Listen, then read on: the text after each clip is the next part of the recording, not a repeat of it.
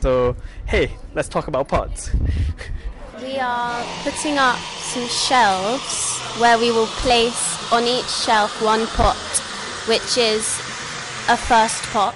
The reason why we started this whole first pots exercise was because I found the first pots really, really interesting, especially not just the first pots themselves, but the conversation surrounding the first pots as people threw their first pots, and we went through some basic instructions. They often have the most energy because, or movement, because when people have very little instruction, they sort of take what they guess about the tools and the clay, and then they also take their intuition about what they want to do, and they come up with this strange blob. You got a real kind of insight into the person's kind of like attitude, I guess, or like their character a bit when it came to these first pots. They almost always end up being ashtrays as well, but they're always so different.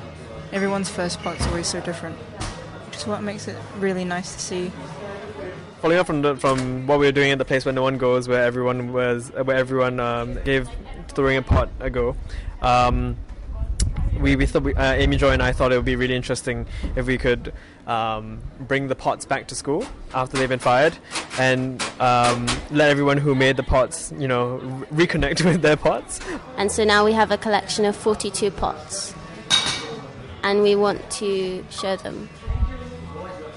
I think once you become proficient, once you get a bit more skills with the material, you start doing things that you think you want, not what's truly you, and I think that's a bit different. I mean, it's still valuable, it's still interesting, but it doesn't have that raw kind of ambiguity to it. Yeah. We are part of TalkaboutPOTS, and we basically we hold workshops where anyone can come along and sort of make things out of clay. And usually each workshop has like a theme, which we change every week. But the main thing running through it is clay and multiple contributors. Yeah, so it's always like a collective effort for TalkaboutPOTS. And why is that important? I think it's important because often ceramics is quite an individual craft. It's sort of one person and their clay quite a lot. One time, one of the themes for the week was two people have to make this cup or more, 2 or more people per cup. So no one person could finish a cup. So one person would make the body, and then they would pass it on to the next person who would make the handle. And neither of them had any say on how the other person could make their part. So to an extent, it's about like giving up some kind of control. Okay. So, hey, let's talk about pots. So, tabe in Japanese is a verb that means to eat. So, tabemasu or taberu.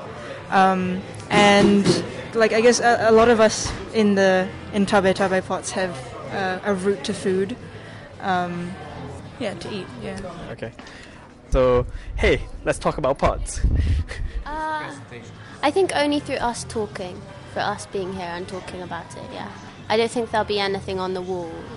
Because it's more about the collective of pots.